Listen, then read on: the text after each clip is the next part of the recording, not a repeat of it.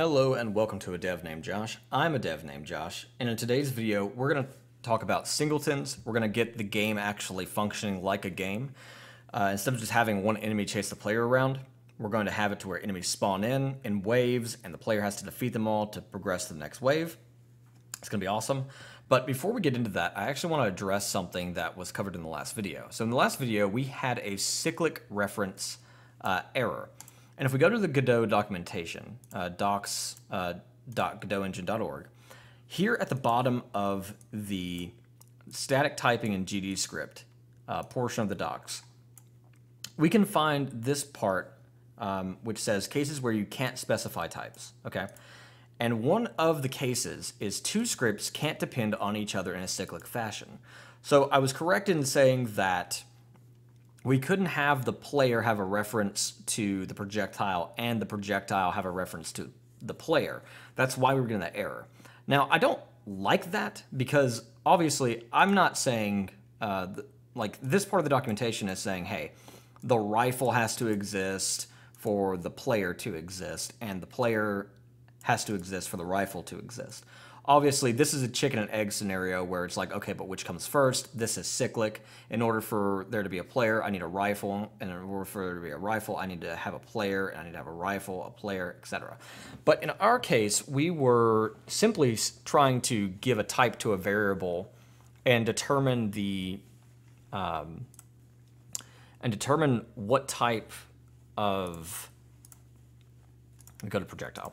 We were simply trying to give a type to a variable and determine the type of the body coming in here. So we did something very similar to here that we're doing with enemy, right? Where we're saying var enemy, type of enemy, and then we're saying, okay, now convert body, treat body as an enemy, or convert body to enemy.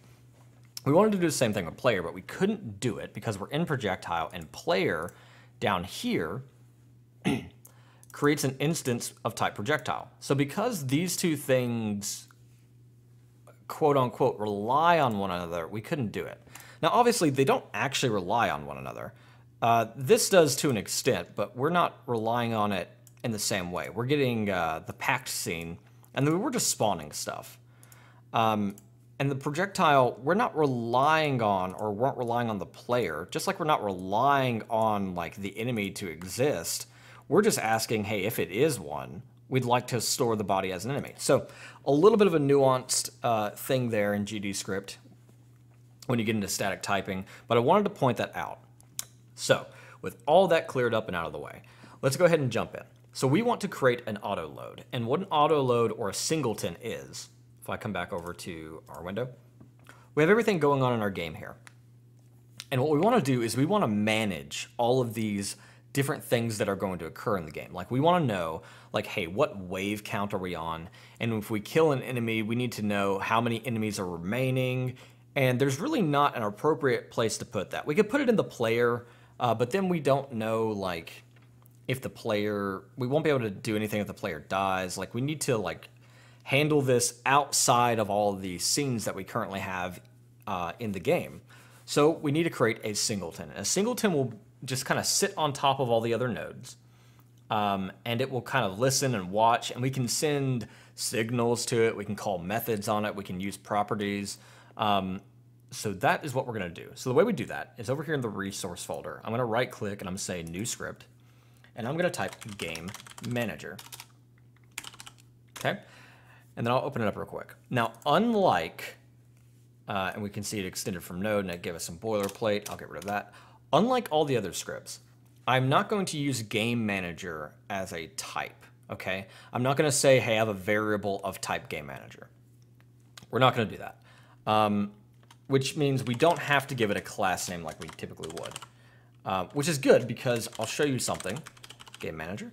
So if we did give it a class name, which is unnecessary, and then we turned it into a singleton, and what makes game manager a singleton as opposed to like enemy or player character or projectile is we are going to auto load it. So we can create an auto load by going to project settings, and over here we're going to go to auto load. We'll click, and then here we can give it a path to a script. So I'll click the little folder icon and I will choose game manager. I'll open it, and then we can see here that we get to name the node. So the Autoload is going to take this script, okay, the game manager script. And you can do this with scenes as well. So it's very helpful if you have like global UI. You can auto-load that in without having to create it every time you change levels. You don't have to have that node sitting on the level. But what we can do is we can give it a node name, and that's the name of the node it's going to create. Now, with us having a class name of game manager and a node name of game manager, what we're going to see is we get a problem.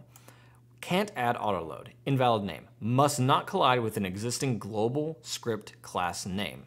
And obviously, our class name over here, game manager, is a global script class name. So I'll hit OK, and then really quick, I'm gonna exit out this, I'm gonna remove this, because we're not gonna need to reference this type anyways. And we're just gonna leave it blank like that for now. I'll save it, I'll go back to project settings, we're still in autoload, game manager, and then I'm going to let it be game manager like it was before. I'll hit add, and it takes successfully. So what does this look like? If I really quickly just start the game, now that we have the autoload, I'll save. But if I start the game, I'll move our play window out of the way. We don't need to see that. What I want to see over here is the remote, okay? And if selected, the remote scene tree dock will cause the project to stutter every time it updates. Switch back to local scene dock to improve performance. Okay, helpful little message there. What I'm going to do is I'm going to hit remote. And what remote's going to do is it's going to show us what's going on in the game currently, okay?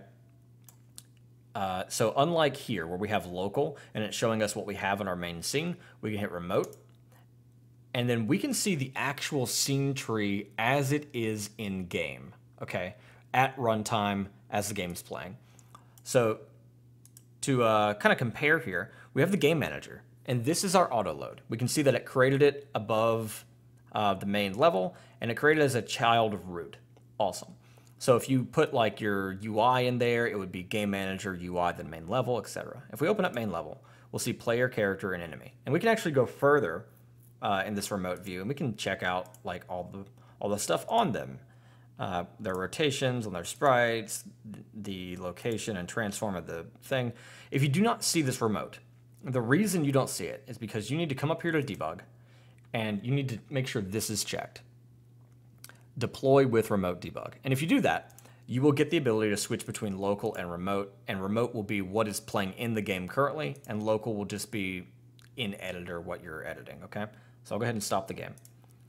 But that is how the autoload works. It just creates at the right below the root of the scene tree. So now we need to do some things.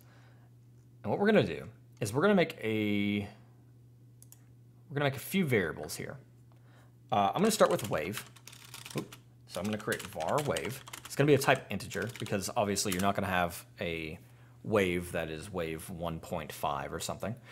And I'm going to set it equal to 1. Okay, so we're going to start at wave 1.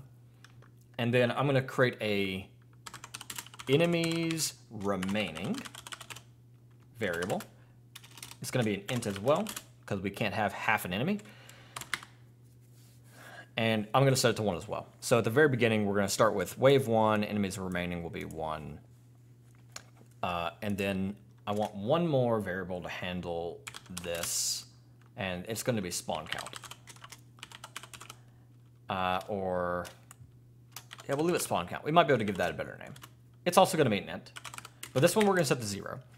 And what we're going to do is we're going to say, okay, when this wave starts, and we might be able to get rid of, well, no.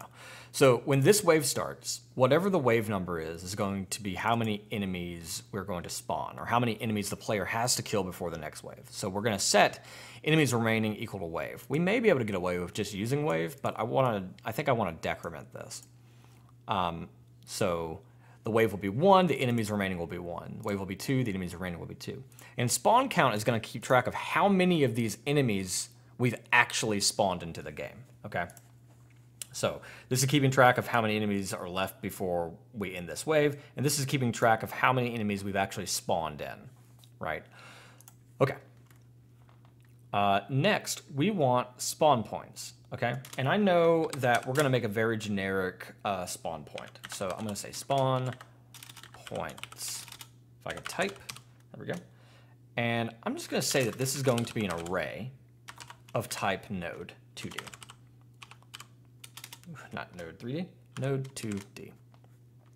And I will just go ahead and initialize that to an empty array. So there's nothing in there. All right. So now that we have this, we actually need these spawn points, right? So what I'll do is over here in the main level, I'll click on main level. I'll hit Control A to make a child node, and I'll just do a node 2D. And here I'm going to rename it to spawn point.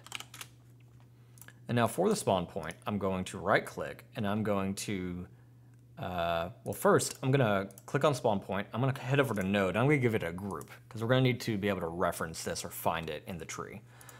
So I'm going to give it a group and it's going to be called spawn. There we go. Now we have a spawn point with a group spawn. And now I'm going to right click and save branch as scene. And I'll just save it as spawn point. And now we're getting a little crowded down here, so we'll need to do some cleanup, probably this video or the next. But right now, this is fine. We can still see everything. It's not too unmanageable yet. But now we've got this spawn point. And the spawn point's over here. So I'm going to click on it and drag it over here to the corner. And then I'm going to press Control D to duplicate it. And then I'm going to drag the new one down here at the bottom right corner. I'm going to do the same thing for all the corners so that we have 4. There we go. All right. So now enemies will spawn at all 4 of these corners, which is great. And the way we need to now what we need to do is go back to the script.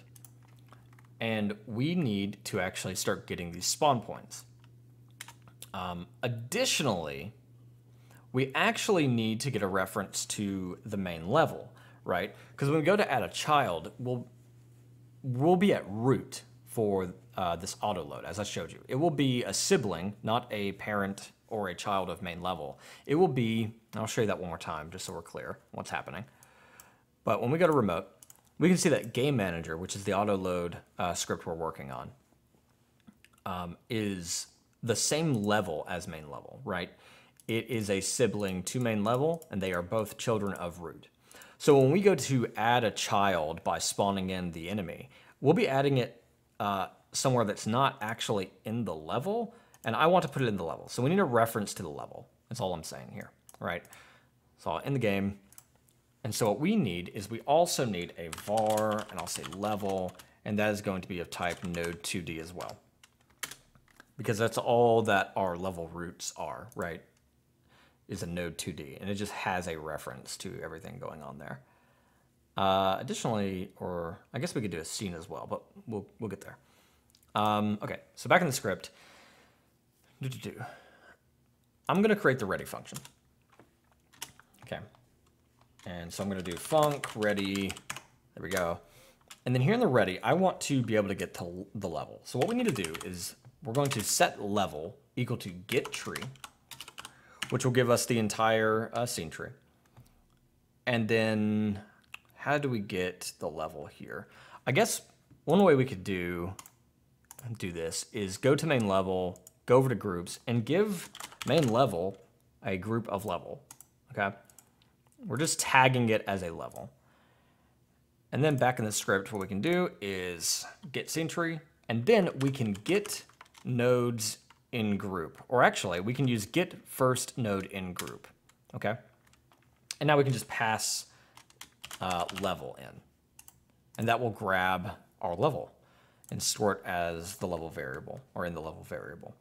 So now we want our spawn points. It's gonna be very similar, okay? Spawn points. And we're gonna set that equal to level get tree. So why are we doing that? We're doing that because we want to get the levels tree, because all of our spawn points live in here. I believe that this may or may not work if I just did get tree. Let's try it, and if it fails, we can get the level, okay? So we'll get tree, and then we'll get nodes in group, get nodes in group, and I believe the group we gave them was spawn. There we go. We will use this level later when we go to actually add child instances, though, because we don't want to add enemies to the Autoload game manager node that we make. We want to add enemies to the actual main level, okay? So we got those, and now what we can do, that we have all those, is we can start spawning our enemies. Now, in order to spawn our enemies, based on wave and everything else, we are going to need a spawn timer. Otherwise, they're all going to spawn at once. So over here, we're going to create a couple more variables. We'll create spawn timer. And that's going to be a type timer. I'll leave it uninitialized. And then var, and we'll say time between spawns. It'll be a float, and I'll say it'll be 1 second between each spawn. All right. So now we need to initialize this spawn timer, okay? So that's what we'll do. We'll create a function called initialize spawn timer. We'll just copy this, give ourselves some space, func, initialize spawn timer. We're not going to pass any arguments, and it's not going to return anything, so it's going to be void. And now what we can do is we can initialize the timer, much like we did in projectile for handling the time to live. We're essentially going to do something very similar here in the game manager for how long it takes before we spawn the next enemy.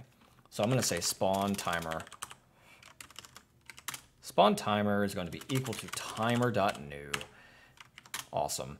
And then we're going to add a child, and that child is going to be the spawn timer. And it is fine that we're adding a child, this timer, to the actual autoload node that's going to be created, because it doesn't really matter where the timer lives. We just need a reference to it. We're going to connect to its timeout signal so we can spawn more enemies. So I'll say spawn timer dot wait time, and I'll set it equal to the time between spawns variable that we created.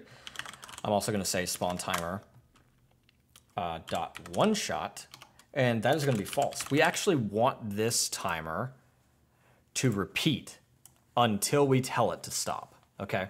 That way, if we're on wave 10 and we're spawning in 10 enemies, we don't want it to just fire off once and only spawn one enemy. We want it to continue until it spawned all those enemies and then stop. Awesome. So finally, we're going to say spawn timer timeout signal, and I'm going to connect to the timeout signal. And now I'm going to pass it another function that we're going to create. I'm going to call it spawn enemy. Simple enough. I'll copy this, give myself some space, and I'll create the spawn enemy function. It is also not going to return anything, so it's going to be void. And here in spawn enemy is kind of where we need to do the magic of, spawning the enemy.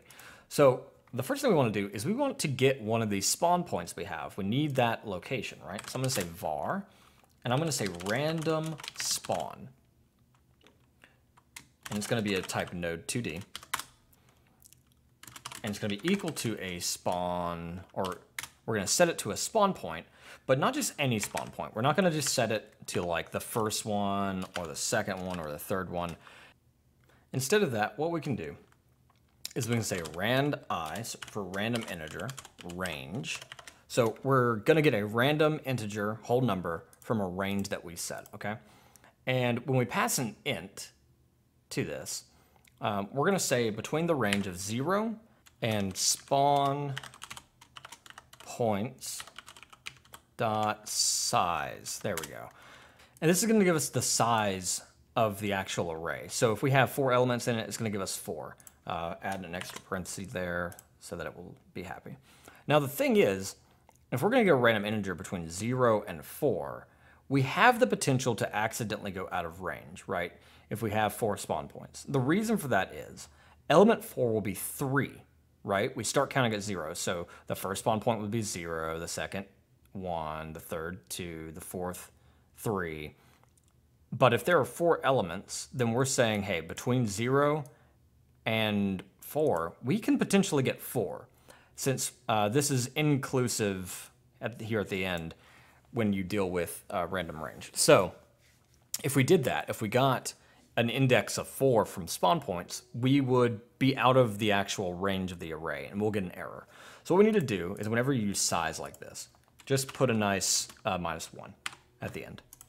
And that will make it safe again. Now it will be between 0 and 3 in our practical case over here, right? 0, 1, 2, 3. Okay. So now we're getting our random spawn point. I do have a rule for myself, though. If, maybe you can see it, this little faint gray line, I don't like code getting past that line, okay? So what I'm going to do is I'm going to find a way to break this up. And what I'll probably end up doing is this right here. And then I believe, yes. Okay, so when code gets too long, you can break it up and separate on lines. The important thing to know is because GD's script is white space sensitive, meaning these indentions matter, the lines below and beside it, they all matter, okay? All that white space matters where there's no words. When you do this, we're gonna get an error because we expected an expression, and there's no expression here after it. Now there is right here down a line below it, but that's not the same as it being right here, because now we're saying this is an entirely different line with nothing to do with the above, okay? The way you get past that is you do a backslash. And now it's going to recognize, oh, okay, I see. You have white space here, and you're saying that this is down here. Now, to make it more clear that this is going to be a part of this variable, I'm going to indent it one more space. Okay, just to make it very clear that, like, hey, this is going to be part of this variable. If I put them on equal lines like this, I could go through here and read and be like, okay, but what is actually happening here? I like to make it easy on myself, so I'm going to tab. There we go. Now I no longer have that going past that line. That's an arbitrary rule for myself. If you don't feel like doing that, if you're okay with it going past the line, feel free. I would recommend not going too far past the line because then it makes your code harder to read. Okay, end of rant. So now that we have the random spawn point, we want to create our enemy, okay? And the way that we are going to do that is we are going to need an enemy scene, a packed scene. Now, unlike the previous time where we added here in the character, the player character, where we added a projectile and exported a variable, we don't have a node on here to assign to before we start playing, okay? So what we're gonna do instead is we're going to load the enemy scene. And the way we do that is here at the top. I'm going to say on ready. You can also use preload. I had a little bit of trouble getting preload to work, just for those who kind of already know GDScript and will call me out on it. But on ready, we're going to do a var. It's going to be enemy scene. And then it's going to be a typed packed scene. And then we are going to set it equal to load, parentheses, this is a function call. And we get auto completion right here that tells us exactly all the stuff that we can load into this load function, right? All this load function is going to do is it's going to reach out and grab the scene or the script or whatever we tell it to, and it's going to store it in this variable, okay? Now, I'm doing the onReady because I want it to do that once we've actually started the game and this script has become active, okay? And I want the enemy scene. So I'll just double click. Now, I will admit, I don't like having string references like this, but there's not really a workaround that I can think of off the top of my head to fix this, so that's how it's gonna have to be. So we're referencing the enemy. If we ever change the enemy's location, like in this video or the next, more likely the next, where we're going to put the enemy into a different folder or something, we'll need to update this string reference, okay? Otherwise, it will break and it will not work. So now that we have a reference to the enemy scene and we've packaged it, we're going to instantiate it here.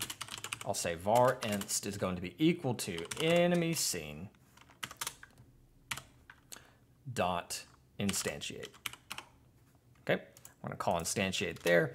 And then down here, we're going to say level right? Because we want that level reference, because we want to add an enemy as a child to our main level. We're going to say level, add child, and we're going to pass inst. Okay, so now we've instantiated the enemy, we've added it to the scene tree underneath level, and now we need to give it its location. So I'm going to say inst.global position is going to be equal to our random spawns global position. Okay. Awesome. So let's test this real quick. I'll take the spawn enemy function and I'll just call it after we initialize the spawn timer, right? I just want to see, is it going to work? And to prove that to us, I'm also going to come to the main scene. I'm going to remove the enemy we already have in scene. I'm going to delete that node. So now if we play, do we get an enemy to spawn? We do. We have an enemy spawning right there, and it can take damage and die. Perfect. So that is the spawn logic there complete.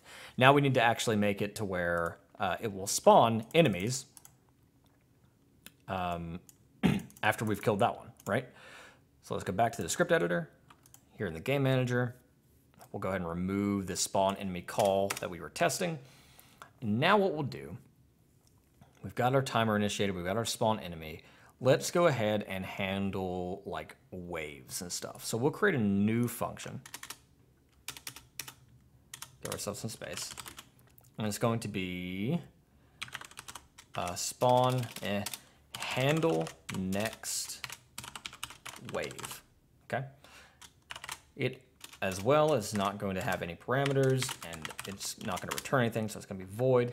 And all we want to do is we want to set the spawn count, which we said is going to keep track of how many enemies we've actually spawned, which I don't think we're doing yet. So we need to do that as well. But it's going to reset our spawn count to 0. Okay. And then it's going to tell the spawn timer to start. So now the timer will run. And when it runs, every time it times out, because it's going to repeat because it's not a one-shot, every time it times out, it's going to call spawn enemy, which is going to spawn a new enemy, right? So we want that to start, we want it to continue until it's done, and then we need to stop it. And the way we're going to stop it is here in the enemy script. What I'll do, now that we have this working, I'm going to say spawn count is going to be plus equals 1. So that's just going to increment spawn count by 1, okay? So we're keeping track of how many enemies we've spawned now, and then we're resetting it when we handle a next wave, and then we'll increment it until we reach the point. So if spawn count is equal to wave, so if it reaches this, if we've spawned the number of enemies equal to the wave we're on, then we're going to stop spawning, and we can simply do that by spawn timer.stop. Because when we stop the spawn timer, it will no longer time out, meaning it will no longer call the spawn enemy function. Okay? Perfect. Now, let's see. That will work. So let's go ahead and, after we initialize timer, because if we can't spawn away before we initialize it because it uses it. So not spawn next wave. Handle next wave. We'll call that. Okay.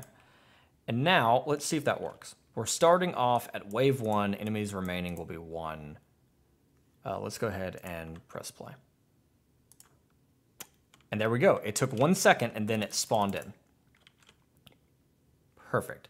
Now we're still not getting our other waves called because we are not keeping track of how many enemies are actually remaining, right? We need to remove or decrement the enemy's remaining number and then do something when they're all gone. So what we can do is we can create another function. And we're going to call it handle enemy death. Okay. And this is going to have no parameters. It's not going to return anything, so it's going to be void. And we're going to say enemies remaining. Whenever we call this function, we're going to decrement minus equals by 1. And then if enemies remaining is going to be, or is equal to 0, then we're done. We need to increment the wave. So we'll set the wave plus equals 1. we're going to set the enemies remaining back to the wave count, because those are always going to be equal, at least in our case. And you could actually, if you wanted to, enemies remaining could be the wave count times 2 or something, right? You can add a modifier here. We might leave it like that. Let's see what happens. And then after that, we can start spawning the next wave. So we'll handle next wave. Okay, but now we need to call this handle enemy death. How do we get our enemy to tell our game manager that the enemy died, right? Well, because this is a singleton, this is the entire reason we made, or one of the reasons we made game manager a singleton, okay, is now we can use game manager in enemy.gd without needing to like collide with it and get a reference to it, etc. It exists as a singleton and an autoload, so we have it globally, okay? What does that mean? What that means is when we want to destroy the enemy, before we actually queue it up to remove it from memory, we can say game manager, and you can see that we get this constant game manager, and that is our autoload, okay? We can press, or we can hit dot, and we should be able to see all of like the methods on there, like handle enemy death, handle next wave, okay? These all exist globally now. So we can call handle enemy death. And now when health is 0 on the enemy, we're gonna call handle enemy death, and then we're gonna remove the enemy, okay? And that's going to decrement the enemies remaining. And then if we've decremented enemies remaining to the point to where there are no enemies remaining, then we're going to increase the wave. Then we're going to reset enemies remaining to equal the wave times 2. So there should always be double the amount of enemies as the wave we're on. And then we're going to handle the next wave, which is simply going to set the spawn count back to 0, meaning we haven't spawned any of the enemies yet. And we're going to start the spawn timer, okay? When the spawn timer starts, it's going to every second, because that's what we set the wait time, is time between spawns, which is set to 1 second. Every 1 second, it's going to time out. Okay, and when it times out, we're going to spawn an enemy. And this will continue until we tell it to stop, because we do not have it as one shot. One shot is equal to false. So when we spawn the enemy, we're going to get a random spawn point, all right? One of the random spawn points we have in the game. And we're going to instantiate the enemy. We're going to add the enemy as a child to the level, so the main level. And then we're going to set its position equal to the random spawn point we got. Then we're going to increment the spawn count, and when the spawn count is equal to wave times 2. All right, we almost had a little bit of a bug there. Because the enemies remaining is going to be wave times 2, we also want the amount of enemies we spawn during that wave to be wave times 2. All right, and then if it reaches that number, so we've spawned all the enemies we need to spawn, we will stop the timer. Let's see what that looks like. If I press play, wait a second, there's 1, there's 2. No more spawn. We'll destroy both of those. Oh, and it does look like it started spawning a little bit. Let me redo that. Let me look at that again. It looked like it started spawning the next wave before we actually killed both enemies. Here's both of them. I'll defeat 1. Ah, and we're spawning more now. We've already entered the next wave. Interesting. So, what is our problem? Oh, well, our problem is we've initialized wave and enemies remaining up here, right? So, if I handle next wave, we set the spawn count, we start the spawn timer. We can solve this simply by saying at the very beginning we're initializing it to 2 enemies remaining, right? That will be the first wave. All right, we get 2 enemies like we did last time. We can destroy 1. Do any more spawn? No. Now we destroy 2 and we should see 4 pop up. 1, 2, 3, 4. Perfect. And if we destroy all 4 of these, we should see 6, right? 1, 2, 3, 4, 5, 6. Wonderful. So now we have our enemies spawning. We're using a singleton or an auto load. We have our enemies spawning in, and now we have a gameplay loop where we can keep killing the enemies. Awesome. So that takes care of that. In the next one, we're going to work on the UI or the player HUD to actually see what's going on. In the process, we're going to make it to where the player character can finally get injured. Right now, if we play the game, the player character could stand still or run into the enemy, and they're just going to be confused and like attached to it, right? Because of the collisions and the way they work.